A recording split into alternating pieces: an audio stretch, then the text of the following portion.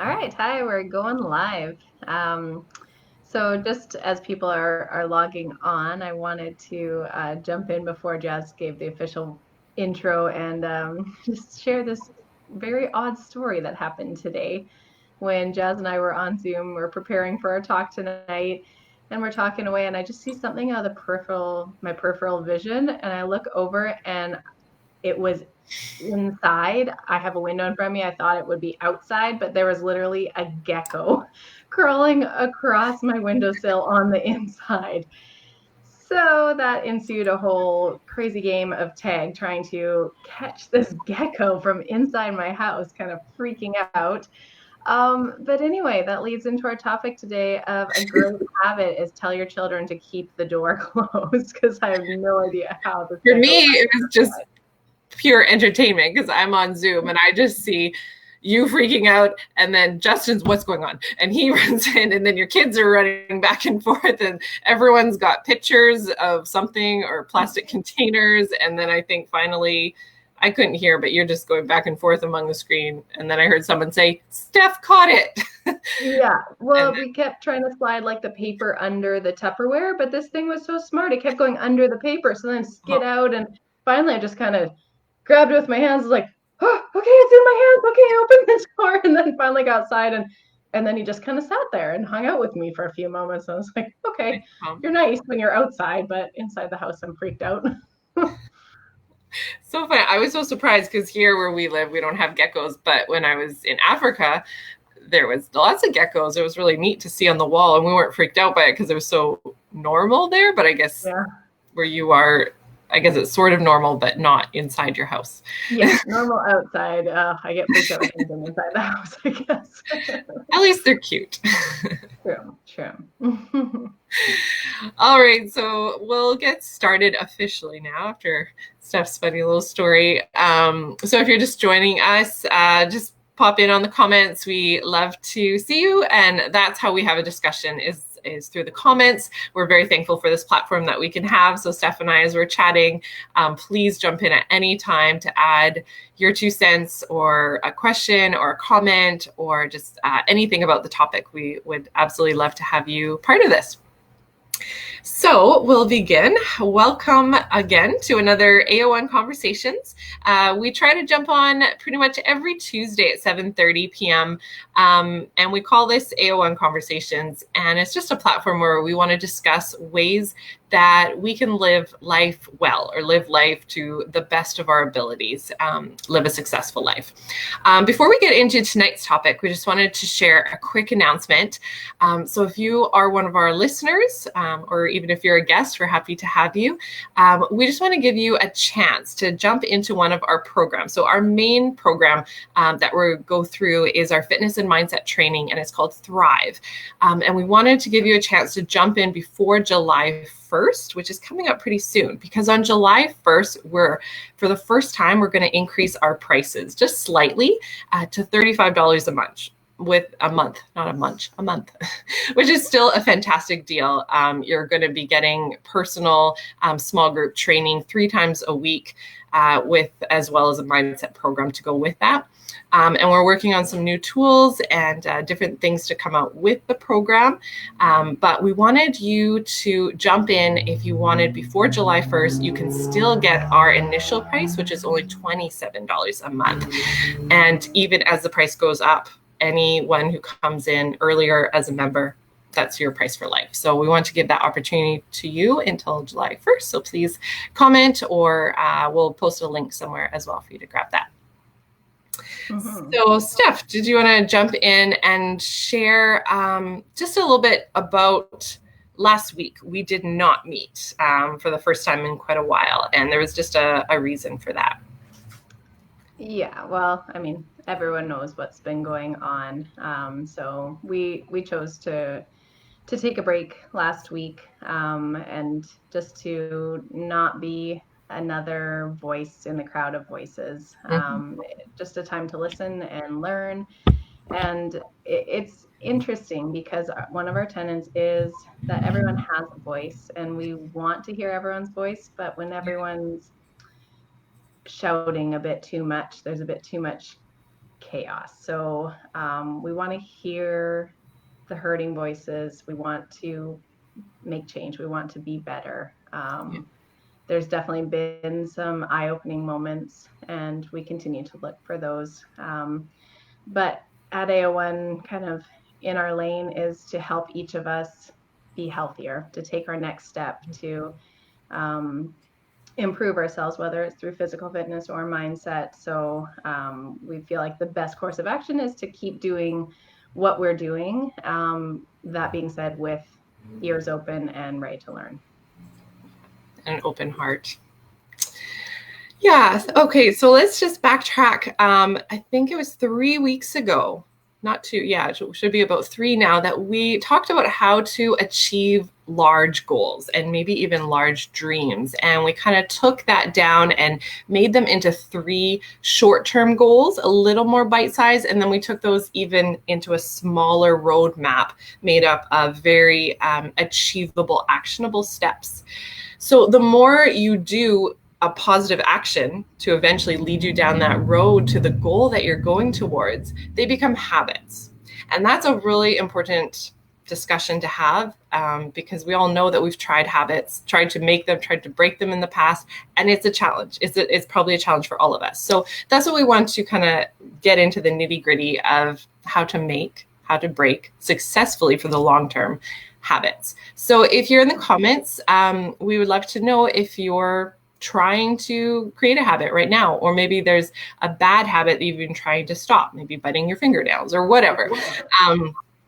And we will try to use those as examples as we discuss today. But Steph, the first question I have for you is, why habits? Why is that even such an important thing for us to be talking about right now? I love talking about habits now, but it hasn't always been the case. Yeah, you do like talking about habits. Yeah. I'm still getting used to it. Well, I used to look at habits as restrictions, things I can't do, things that hold me back, or trying to force myself to do this thing that I didn't want to do. And that's kind of how I viewed them until started reading a bunch of books about habits. And one of the phrases that stuck out to me was that we already have habits, whether you realize it or not. Look throughout your day, and how many things do you do habitually that you just do every single day? Or when this happens, this is what you will do. That's and you program that. Yeah. Coffee for anything starts in the day. For me, definitely coffee. Brushing your teeth, those kind of things, you mean? Yeah, and even beyond that, like if you're, when you put your kids to bed, you probably have a routine how you're going to put them to bed. Or when you tidy up after a meal, you probably have your set order that you do things, and you don't even really think about it, which goes back to what we talked about 2 weeks ago about the decision fatigue. Is the more things we get into this habit category, the less decision fatigue we have. So it really is a great process that our body automatically makes habits. However, if we're not the ones choosing the habits, then we've given up that control that we could have had. Right. Oh, yeah. That was 2 weeks ago. We were talking about how to create the environment to set up successfully for a habit. That's right. And then before that was the dreams and goal setting. Oh, okay. Yeah. All the weeks are blending together now. Quarantine. Yeah. So I guess to the audience, if you can put in the comments, like just name some habits that come to mind, like whether they're good or bad. You don't need to analyze them yet, but just think about your day. Like, I know, when I get up, I'm going to brush my teeth, and then I'm going to have coffee. Those are the first 2 things for sure. But then I even kind of have an order as I get myself ready to go out the door. I get out the door by 5:30 in the morning. So I kind of need to have this autonomic so that I just can't think yet at that hour. But then even, other things like when I get to the gym and I'm turning on the lights and setting things up, there's a set order that I'll do the whole way through. So kind of just look at your day and realize what habits you have. Right. Just to backtrack, like in general, if we want to live a healthy, successful, whatever life that you quote unquote want to kind of aspire to, why do we even need habits? Like why can't we just say, oh, I'll do this and this like sporadically throughout the day, as long as they're all good things? But why do we need to have like consistent things that we do over and over and over again, what is the point or the benefits of that, literally to have a habit? And I'm putting you on the spot. We didn't talk about it. No, what came to mind is the decision to the energy that gets put into making the right decision. If you have to do that every single time, the likelihood that you're going to make a decision that you regret or that you don't want to have, that's going to take you to the negative, is way more likely if it's not a habit. Right. We're just by human nature, like we want the quick reward. We want the easy way out. If you're thinking about what will my future self want and what does my present self want, present's always going to win unless you've built a habit and a strong enough why for your future self. Like no one is born with intrinsic motivation all the time. We need all the help we can get. Yeah, motivation. Let's chat about that before. So when do you think our motivation is going to be helpful the most, and how do we tap into that and excel with that when the motivation is there? Yeah, well, I think we mentioned this in setting up your environment, and that's the whole key to setting up your environment, is do it when you've got the motivation. Because when you first think of, oh, I got this new plan, I'm going to run a 10K, it's going to be great, and you tell everyone about it, and you get this kind of high off of sharing your exciting news. And then if you don't put those steps in right away, you could just have the high from telling everyone, and then you won't actually end up doing it. So when you've got that high, buy the running shoes, sign up for the training program, schedule in your phone when you're going to do it. We do have a couple comments there, Jazz, if you want to pause. And so sometimes there's a tiny lag. Hi, Crystal. Hi, Rochelle. Oh, it's one of your first time crystals. Hi. Yeah, okay. Crystal has a ton of habits. She's got motivation, her second favorite. Well, Crystal, if you want to just pop in a couple habits that you would like to share, that would be awesome. And Rochelle, is my first habit of the day is to snooze my alarm clock. Okay, yeah. That's good. We're going to get into just a really fairly simple process to kind of set up. So once that motivation is high, how can you funnel that into a strategic plan in action to get, a habit plan in set, and we'll use some examples so you guys can keep putting those in. We did poll some of our Thrive members this morning, and a few of them mentioned they wanted to start supplements, taking like vitamins and probiotics and whatnot a little more consistently, and wanted to know, okay, how do I remember to do that? And then another one said that she wanted to start her day off well with, instead of going for the sugary carbs in her breakfast, she wanted to kind of plan out how to just more protein in her breakfast and more veg and some healthier choices in breakfast. So those are a couple ones we'll keep in mind. And I think you've got a couple as well, Steph. So if you're in the comments, please feel free to add some more into, and we'll get to that. So first, think of your list of all the habits that you currently do. And then you would go through and start to analyze, okay, these are habits I like, I'll keep. These are habits that I don't like. So we're kind of going to split off into two categories today and talk about making a habit and breaking a habit, which debate which one is harder. I don't know. But maybe if you're going to write in the comments, think about first, look at your big picture. So think about the big dream that we talked about with making your goals. And then what is like the one simple habit that you could implement today that would move the needle forward the most for that goal? So that might be a few parameters to wrestle with to find the one habit, but it does need to be simple, and it does need to be something you could do today or as soon as you wake up in the morning. Right. You don't want to be overwhelmed and give up in 3 days. Yeah. We've all done that. Yeah. No coffee. Well, I did that for 2 weeks, and then my husband said I was not a nice person and asked me to drink coffee again.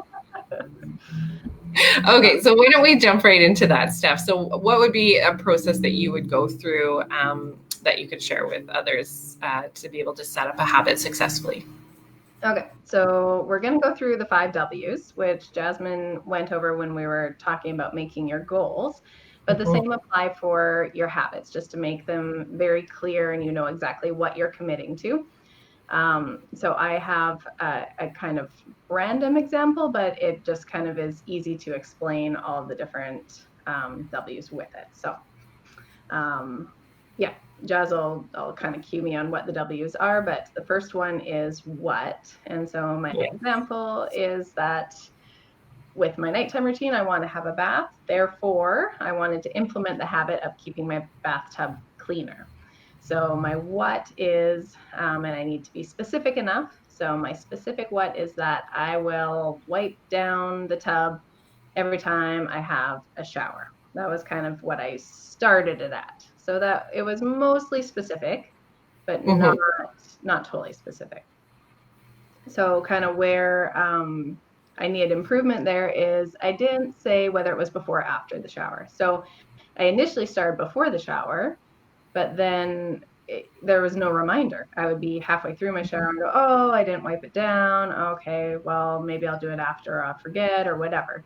So then I made that more specific with when, and we call this habit stacking.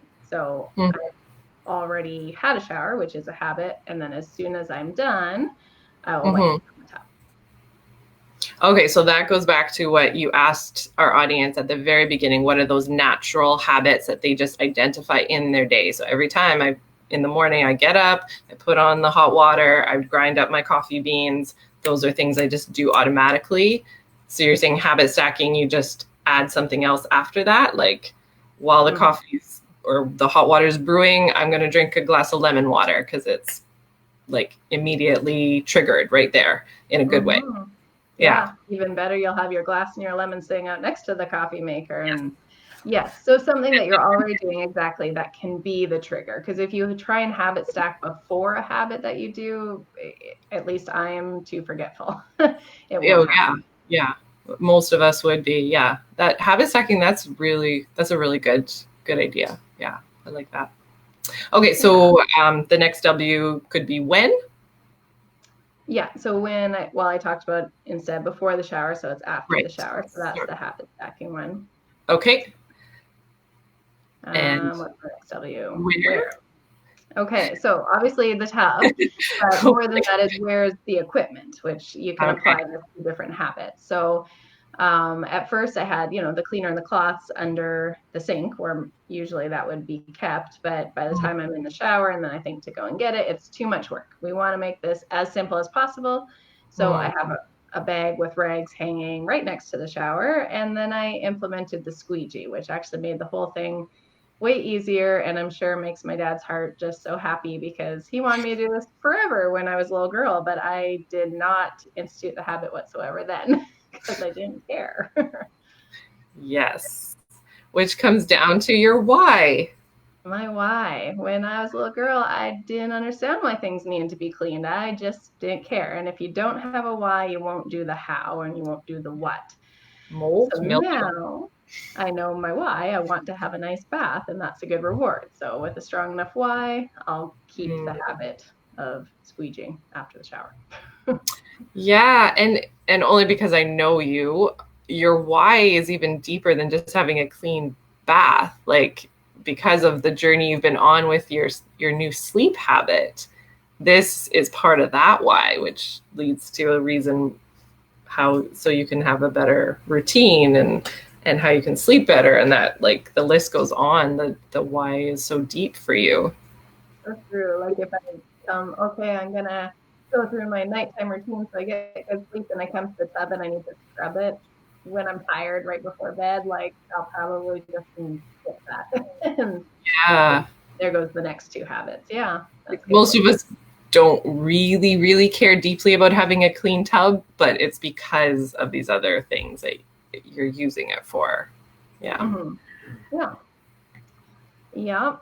All right. So we got what, where, when. So remember these for whatever habit that you're trying to form. So whether it's a cleanliness habit or an eating or a nutrition or a fitness habit, the same things apply.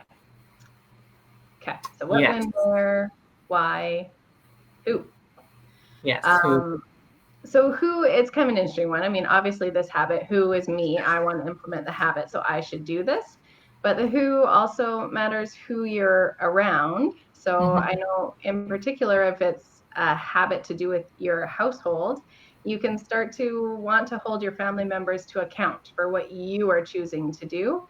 And it's really, it's just not fair in the long run. So I've learned sometimes the hard way that when I want to implement something, I need to hold myself to account and not nag others to do what I'm doing.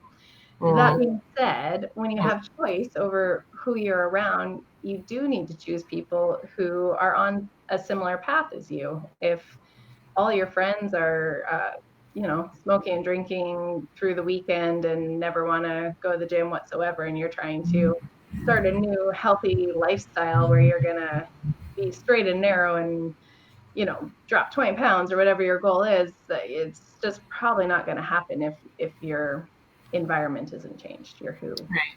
Yeah. Yeah. So what is the quote by Jim Rohn? You are the average of the 5 people you spend the most time with. Yeah, that's an interesting quote. Like, Mm-hmm. you do want to have people that you're inspiring and you do want to be inspired by people, but if you're the only one trying to change the course for everyone around you, it's a really tough thing. It's So yeah, exhausting. Yeah. need some So good those, friends. it's not that we can't influence others and be a good example and lift people up who are wanting that lift up. But it's those that are closest to us. Those should be the safe people around you. Mm-hmm. Yeah, that should kind of, yeah, lift each other up. Okay, so anything more about that process before we move into now how to break a habit? And then we can go back to a few examples as well, some more specific ones. Yeah, so just that last point about who you're around, Mm, finding a community of some sort. So it could be possible that you're somewhat isolated if you live far away or anything like that. And an online community, it's not in person, but online can still be a good, powerful community where you can get encouraged. So find your encouragement somewhere. If you don't have friends right in front of you, there's the online is quite large. yes, yes, absolutely.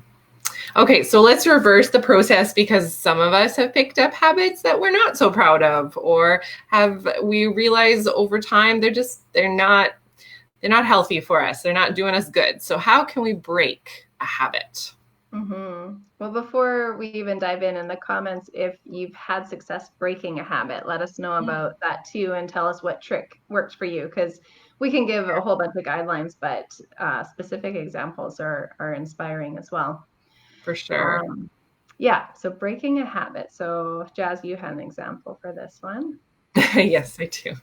I don't have as in-depth process as Steph, but yeah, so I decided I wanted to break the habit of getting sucked into my phone, specifically social media, after a certain period of time at night, because I recognize that if I even just turn my phone on just to check, oh, what's happening on Facebook? Did I get a message or a notification or something? Or let's just scroll that home feed. There is this thing that just kind of sucks you in and you just scroll and scroll. And especially when you're tired and you're kind of zoning out a little bit, the time goes by and there's no reason to get off, like, because it's not a project with a beginning and an end date, I recognize. And for me, that's really important. For otherwise, I could just work at something forever. Like an art project, I could do for hours if I wasn't bothered by little children. But something like that. So it was negatively impacting my sleep and keeping me up too late, as well as sometimes I saw things that really weighed heavy on my heart, and it was too heavy for me to be able to sleep peacefully. I was too either sad or appalled or whatever what I was seeing. And just especially lately, there's just so much going on in the world that's really heavy. So I wanted to stop that. Mm-hmm. Yeah, I think everyone can relate to that to some extent, whether in the present or the past or the future, because it's definitely a constant drawing, a constant distraction. Anything on our phone, anything on a screen. And especially at night, it's like the worst time to look at it, but the most tempting time to look at it. Yeah, because we have the space. Mm-hmm. Yeah, so I didn't specifically go through this process, but I basically kind of just put boundaries around my time. And after, like for me, it's 8, 9 o'clock, I turn my phone off like fully, and I put it in another room.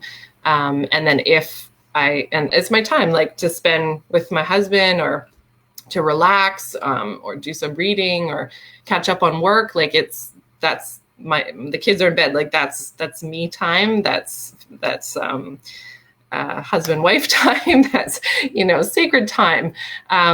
So if I do need to check something on my phone, I've, like you said, to make it easy to create a habit, I've made it harder. But I have to go into another room. I have to turn on my phone, check it, and then turn it back off and go. So it's like, I could check it now, or I could check it in the morning after I've turned it back on.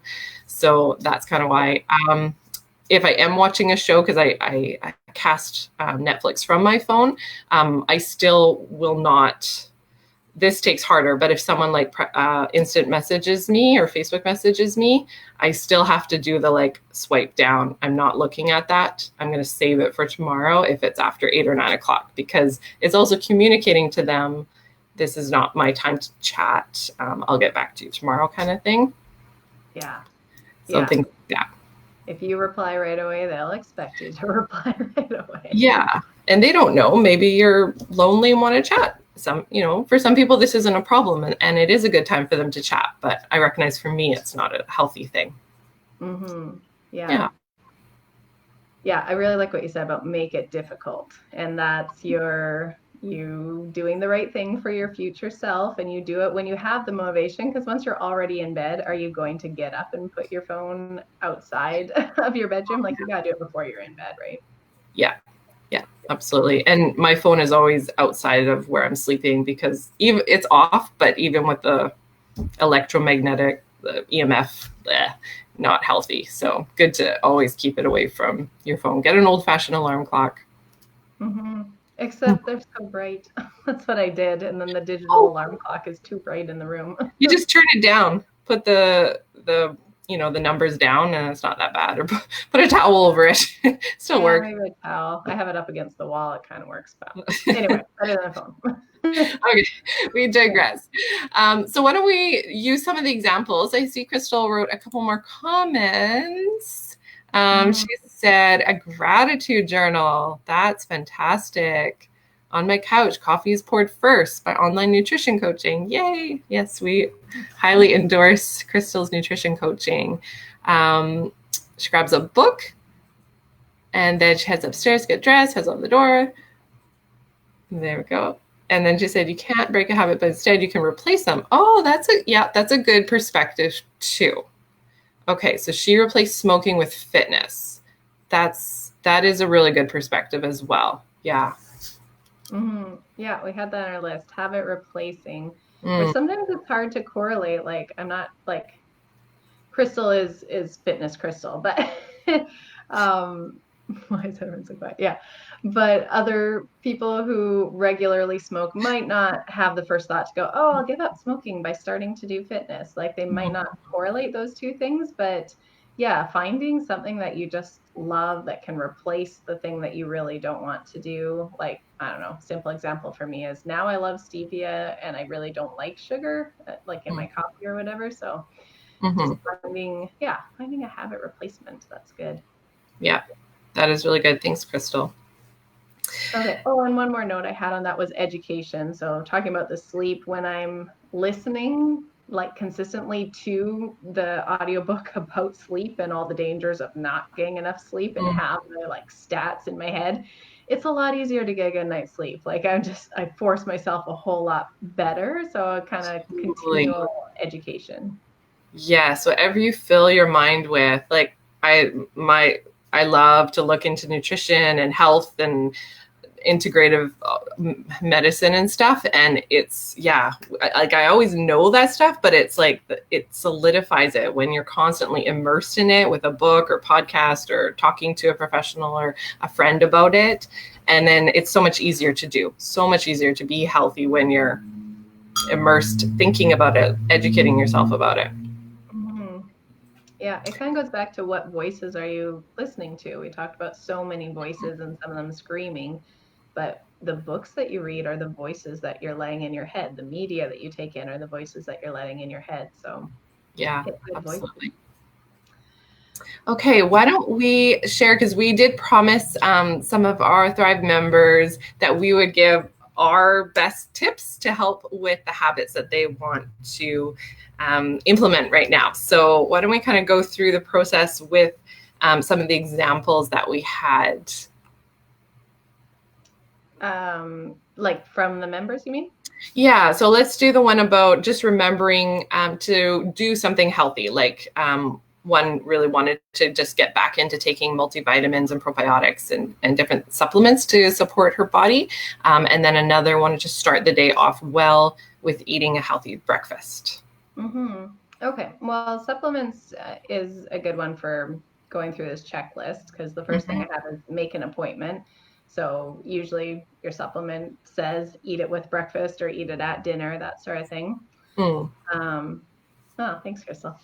And I really like too that she said she was bringing it to work. So that would be setting up your environment. If it's already packed in your work bag and you see it when you pull out your lunch or whenever you're supposed to take it, then that's a good trigger. Remind you of your habit.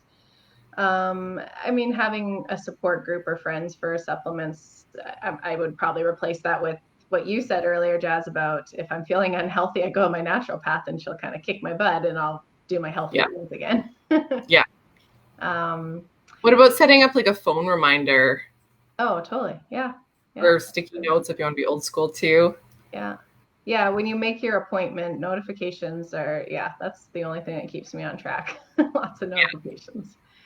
When I used to work at an office, I also took several supplements, and I don't know if I was allowed to do this because I was the front desk, but I would line up my supplements on my desk, and so that I saw it every day, and that reminded me. And so it was first thing when I got there, I took them, and then again at lunchtime. Otherwise, I used to keep them in the drawer at my desk, and I would forget so many times. So I don't know if you're allowed to do that, but when it's out of sight, out of mind, but if it's in front, you remember, you see it. Yeah, visual cues are huge. Mm-hmm. I kind of made these cues thinking about implementing fitness, so it may not work as well for supplements, but another one I have is put money on the line or your social reputation. So that could be either like, there's the whole, like, you could go to a friend and say, okay, hold this $50 ransom for me, and if I don't do what I say I'm going to do, you donate it to like the opposite political party of who you would support, or some organization that you wouldn't want to give money to. And then that's motivation that will kind of stay there to do what you said that you would do. Or social reputation, like if you make it public, make an Instagram post about what you're going to do and give check-ins to your followers, then those are good ways to do that when your motivation is high, so that when your motivation goes away, you'll keep doing it. Yeah. And maybe even just a journal to kind of track me. I don't know how often you would feel the difference, but maybe once a week or once a month, you kind of have a journal to look back. Oh, if I was consistent with my supplements or my fitness or my nutrition, how do I feel now? Like, have I seen a change? And that motivation might carry on. Because I like all things, our motivation is high at the beginning, but if we don't see a change or we don't notice a change, things get in the way, the supplements get pushed behind a book and you don't see them, and then you drop off. Yeah. But if we're actively checking in with ourselves, that might keep us a little more on track too. Check in with yourself and track it, but I'd also caution about looking for the result, and going, I did all this work and I just don't see the result that I want. And usually when you're at that point, it's like you're probably at the tipping point and you just need to keep on being consistent a bit longer. And so many people drop off their habit just when it gets too hard and they haven't seen a big breakthrough. But the consistency over time is always going to outwin. So yeah, don't get hung up on one specific result. That's true. Yeah. Back in biology class, I remember that your cells in your body will regenerate every 3 months. Mm-hmm. So if you really want to like give it a go, give it at least 3 months for your body's physiologically to see a little bit of change. But we will see change quicker, but you're right, not always, like in energy and whatnot. But sometimes it does take a while. Mm-hmm. Yeah, we got a few more comments here we can catch up on. Yeah. Yeah, so Rochelle did the habit replacement as well. So replacing foods that her body didn't tolerate with foods that her body loves. That's awesome. And she habit stacked her supplements, taking them out of the drawer right before going on lunch break. That's great. That worked. But that's the before. So I wonder if you could even habit stack it to be after something you always do. Like maybe if you turn off your computer before you go for lunch. So that act of turning off your computer could be the trigger to open the drawer. And Crystal, I think also remembering a little is better than nothing is important. If you forget your supplements, it doesn't mean you have to give up forever. Pick it up when you remember right away, a little bit at a time. Yeah. Yeah, we definitely get stuck in black and white, like, oh, I screwed up. Okay, well, I'm done. Yeah, that's why we yo-yo. Absolutely. Okay, let's quickly touch on starting a healthy breakfast. And Crystal, you're also a nutrition coach, so feel free to jump right on in. So yeah.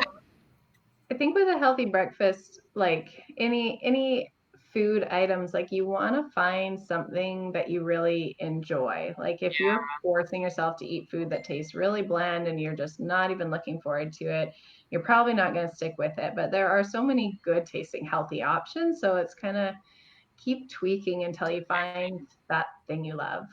Yeah.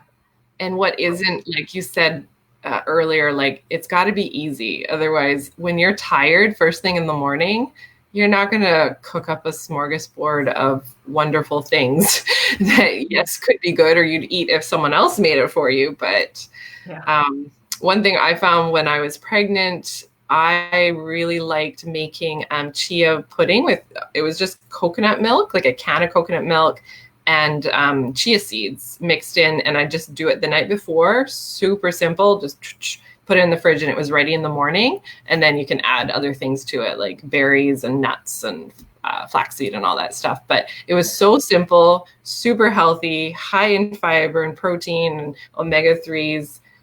And it worked. So that was something that carried me through because I had diabetes in the pregnancy. So I had to kind of watch a lot of stuff. But that worked for me. You've got a good breakfast routine too, Steph. Yeah, that sounds good. I think I'm gonna try that out. Well, you gave me the tip, Jazz. I put peanut butter in plain yogurt, which I thought sounded gross when you first told me, but it's actually really good. And then I put like a chocolate protein powder and blueberries, and it's my favorite meal of the day. Yeah, it's good. Some people are really good with smoothies. You can add a lot of good things to that, and it usually is pretty simple. Crystal says, bottom line, the perfect breakfast depends on the individual person more than anything else. Yes, absolutely agreed.